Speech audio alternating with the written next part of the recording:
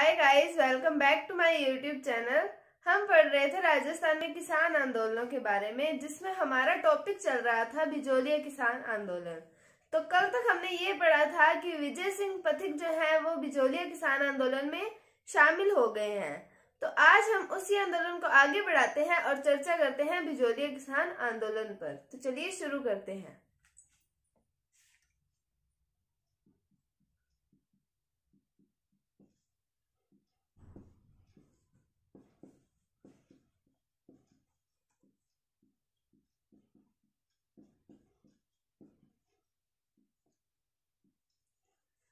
विजय सिंह पथिक के कहने पर गणेश शंकर विद्यार्थी ने कानपुर से एक समाचार पत्र प्रकाशित किया था जिसका नाम आता है प्रताप।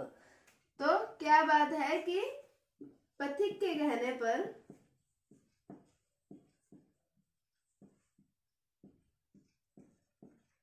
गणेश शंकर विद्यार्थी ने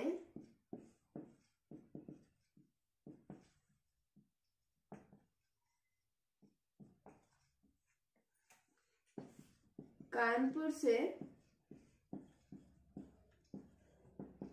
प्रताप नामक समाचार पत्र प्रकाशित किया।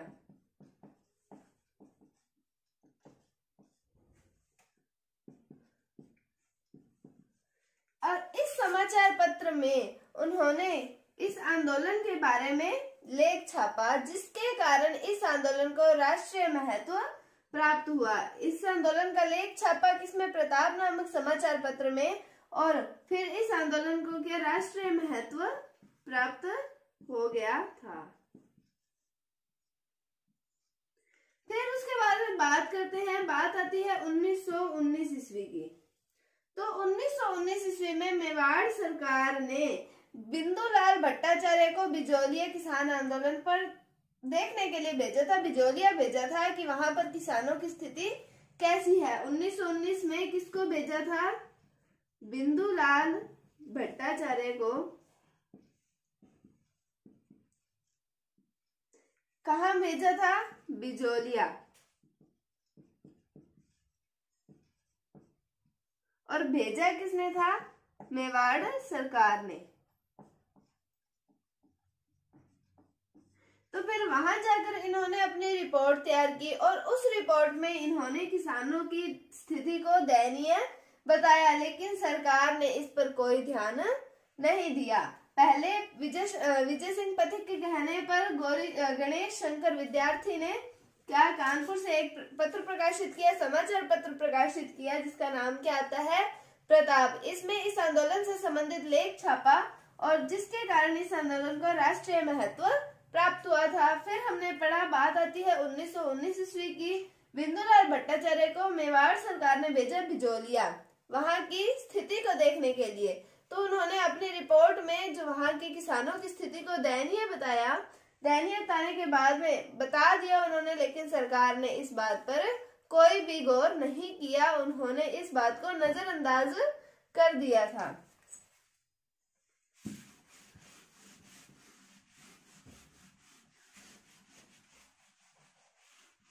महात्मा गांधी के एक सचिव आते हैं जिनका नाम आता है महादेव देसाई। क्या नाम आता है? महादेव देसाई।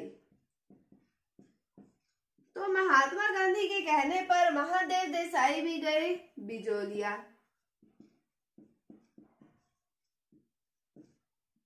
उन्होंने भी बिजोलिया की यात्रा की। हमें सिर्फ यही पढ़ना है कि महादेव देसाई भी बिजोलिया गए थे, क्योंकि कई बार एग्जाम्स में प्रश्न ऐसे पूछा जाता है कि निम्न में से कौन बिजोलिया किसान आंदोलन से संबंधित है या कौन बिजोलिया किसान आंदोलन से संबंधित नहीं है। तो हमें इसमें पार्टिसिपेट करने वाले सभी के नाम पता होने चाहिए, सभी व्यक्तियों के नाम पता होने चाहिए। तो महादेव देसाई कौन थे? ये थे महात्मा गांधी के सचिव। इनके महात्मा गांधी के कहने पर ही इन्होंने बिजोलिया की यात्रा की थी। फिर हम बात करते हैं 1919 ईस्वी की। तो 1919 ईस्वी में विजय सिंह पथिक, अर्जुन लाल सेठी,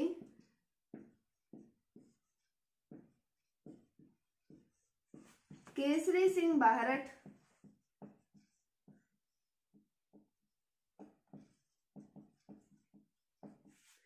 राम नारायण चौधरी,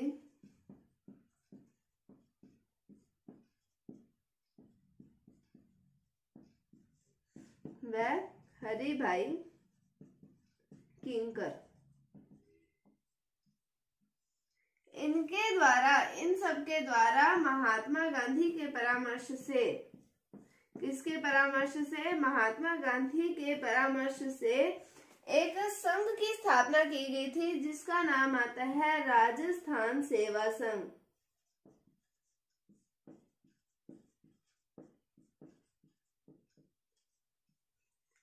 तो 1919 में विजय सिंह पथिक, अर्जुन लाल सेठी, केसरी सिंह बाहरट, राम नारायण चौधरी और हरिभाई किंकर, इनके द्वारा महात्मा गांधी के परामर्श से राजस्थान सेवा संघ की स्थापना की गई, जिसका प्रधान कार्यालय बनाया गया वर्धा में। इसका प्रधान कार्यालय कहाँ बनाया गया? वर्धा में। और वर्धा कहाँ पर पड़ता है? ये पड़ता है महाराष्ट्र में। ये पड़ता है महाराष्ट्र में। उसके बाद में पथिक ने, विजय सिंह पथिक ने यहाँ पर एक समाचार पत्र प्रकाशित किया था जिसका नाम आता है राजस्थान केसरी। और इसे प्रकाशित करने में आर्थिक सहायता इन्हें प्रदान की गई थी जमनालाल बजाज को। जमनालाल बजाज द्वारा इन्हें आर्थिक सहायता प्रदान की गई थी। तो पहले हमने पढ़ा राजस्थान सेवा संघ के बारे में कि इसका प्रधान कार्यालय कहाँ पर है? वर्धा, महाराष्ट्र में। और यहाँ पर जो विजय सिंह पथिक है, इनके द्वारा राजस्थान केसरी नामक समाचार पत्र प्रकाशित किया गया जिसमें इनकी आर्थिक सहायता की गई थी जमनालाल बजाज के द्वारा। फिर हो जाती है जमनालाल बजाज और विजय सिंह पथिक के बीच में अनबन। इस अनबन के कारण जो राजस्थान सेवा संघ का कार्यालय है उसे स्थानांतरित कर दिया जाता है 1920 में। कहां पर स्थानांतरित कर दिया जाता है? अजमेर में। तो क्या बात आती है? 1920 में जमनालाल बजाज के साथ अनबन के कारण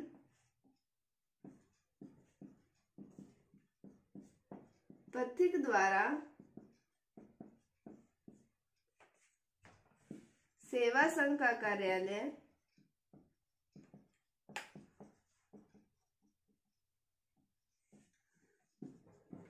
अजमेर स्थानांतरित कर दिया जाता है।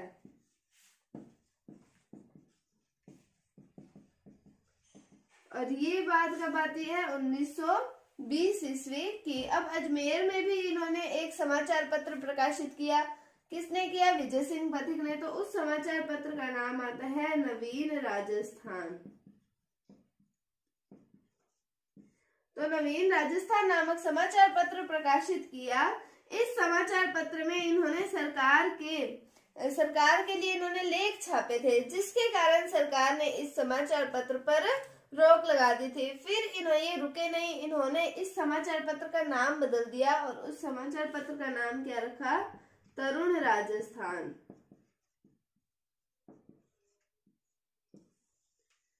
तो पहले नाम क्या था? नवीन राजस्थान। बाद में नाम क्या कर दिया? तरुण राजस्थान। तो 1920 ईस्वी में जमनालाल बजाज और विजय सिंह पथिक इनके बीच में हुई अनबन, जिसके कारण जो कार्यालय था सेवा संघ का वो कहां पर स्थानांतरित कर दिया गया? अजमेर में स्थानांतरित कर दिया गया। और यहाँ पर भी इन्होंने एक पत्र प्रकाशित किया था, समाचार पत्र, जिसका नाम आता है नवीन राजस्थान।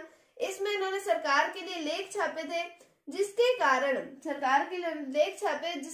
सरकार ने इस समाचार पत्र पर रोक लगा दी और फिर इन्होंने इसका नाम बदल दिया, तरुण राजस्थान रख दिया था।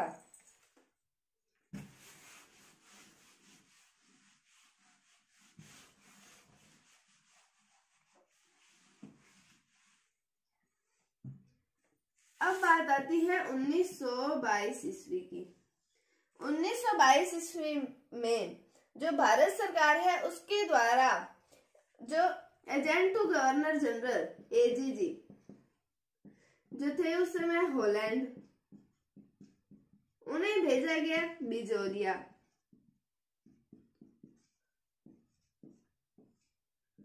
हॉलैंड को कहां पर भेजा गया? बिजोलिया। किसके द्वारा भेजा गया था? भारत सरकार के द्वारा हॉलैंड को बिजोलिया भेजा गया। यहाँ पर हॉलैंड ने एक समझौता किया। इन्होंने किसानों के जो लाग बाग थे उनको कम कर दिया गया था। इनके द्वारा जो समझौता हुआ उसके अंदर किसानों पर जो लाग बाग लगते थे उनको कम कर दिया था। कितना कम कर दिया था? 84 प्रकार के मैंने आपको बताए थे लाग बाग लगते थे इनके ऊपर, उसमें से 35 इन्होंने माफ कर दिए थे। लेकिन वास्तव में ऐसा नहीं हुआ था। मतलब वास्तव में जो ठिकानेदार थे वो नहीं माने थे, वो लेते थे इनसे लाग बाग। मतलब ये समझौता जो हुआ था ये हो गया था असफल। हम इसको शॉर्ट में कह सकते हैं कि ये समझौता असफल हो गया था। कि बात आती है 1922 ईस्वी की। भारत सरकार ने भेजा agent to governor general Holland को। कहां पर भेजा? बिजोलिया में, जिसके कारण इन्होंने किया समझौता। तो उस समझौते में क्या हुआ? किसानों पर 84 प्रकार के लाग बाग लगते थे, उसमें 35 माफ कर दिए। और लेकिन ये समझौता जो था वो असफल हो गया था। फिर बात आती है माणिक्यलाल वर्मा की। जो माणिक्यलाल वर्मा है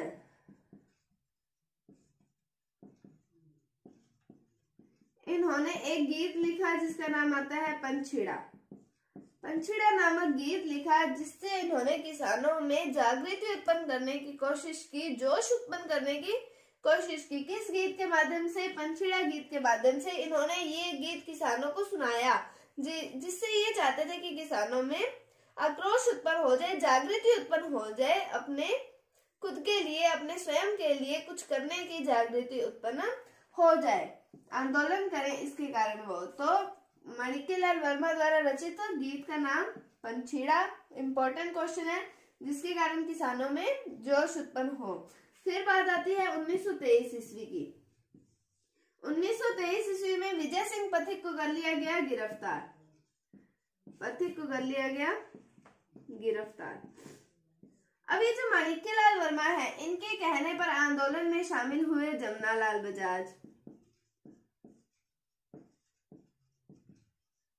और जमनालाल बजाज के कहने पर इस आंदोलन में शामिल हुए हरिभाऊ उपाध्याय। और हरिभाऊ उपाध्याय ने इस आंदोलन का नेतृत्व किया था। तो मैंने आपको बताया कि हमें इनके नाम तो पता होने चाहिए कि इस आंदोलन से कौन कौन रिलेट करता है। तो माणिक्यलाल वर्मा कहने पर कौन शामिल हुए? जमनालाल बजाज। और इनके कहने पर हरिभाऊ उपाध्याय इस आंदोलन में शामिल हुए और हरिभाऊ उपाध्याय ने नेतृत्व किया। हमने पढ़ा 1923 ईस्वी में पथिक जो थे इनको कर लिया गया गिरफ्तार। उसके बाद में बात आती है 1927 ईस्वी की। फिर ये इनको रिहा कर दिया गया था 1927 ईस्वी में पथिक के कहने पर। अब यहाँ पर एक स्टोरी आती है कि 1927 ईस्वी में पथिक ने कहा किसानों को कि आप अपनी जमीन जो है वो दे दो, सरकार को दे दो। तो वो किस लिए कहा उन्होंने कि अगर जमीन ही किसानों के पास नहीं होगी तो उनसे कोई लाग बाग वसूल नहीं करेगा, कोई टैक्स वसूल नहीं करेगा। इस कारण कहा उन्होंने कि आप ये जमीन सरकार को दे दो। लेकिन काम हो गया उल्टा। किसान ने पड़ोसी किसानों को बुला लिया और वहां पर खेती करवाने लग गए। तो इस कारण किसानों में आक्रोश उत्पन्न हुआ और 1927 ईस्वी में विजय सिंह पथिक ने इस आंदोलन को छोड़ दिया था। तो 1927 ईस्वी में किसानों ने जमीन सरकार को दे दी और विजय सिंह पथिक ने इसे छोड़ दिया था। अब जो ये आंदोलन था वो लाग बाग को लेकर नहीं था, अब ये आंदोलन हुआ जमीन को लेकर। तो अब हम आगे बढ़ते हैं। तो अब बात आती है 1941 ईस्वी की। 1941 ईस्वी में मेवाड़ के प्रधानमंत्री आते हैं, मेवाड़ के प्रधानमंत्री आते हैं टी राघवाचारी। तो टी राघवाचारी और सेवा संघ के सदस्यों के बीच में एक समझौता होता है, जिस समझौते के अंदर किसानों को उनकी जमीन वापस दे दी जाती है और लाग बाग में कमी कर दी जाती है, जिससे किसान संतुष्ट हो जाते हैं और यहाँ पर ये आंदोलन समाप्त हो जाता है। तो 1941 ईस्वी में मेवाड़ की पीएम है टी राघवाचारी और सेवा संघ के सदस्यों के बीच में समझौता होता है, जिसमें किसानों को जमीन वापस दे दी और लाग बाग में कमी कर दी। ये आंदोलन जो है लगभग 44 वर्ष तक चलता है। हमने देखा था 1897 में आंदोलन शुरू हुआ था और 1941 तक चला है ये आंदोलन। तो राजस्थान में सबसे लंबी अवधि तक चलने वाला अहिंसक आंदोलन कहा जाता है बिजोलिया किसान आंदोलन को। तो ये था बिजोलिया किसान आंदोलन के बारे में। कल हम नए आंदोलन पर चर्चा करेंगे। अब अगर आपको इसमें कोई भी डाउट है तो आप कमेंट सेक्शन में पूछ सकते हैं। अगर आपको वीडियो थोड़ी सी भी अच्छी लगे तो इसे लाइक कीजिए, शेयर कीजिए और चैनल को सब्सक्राइब जरूर कीजिए। Thank you, thanks for watching, bye bye.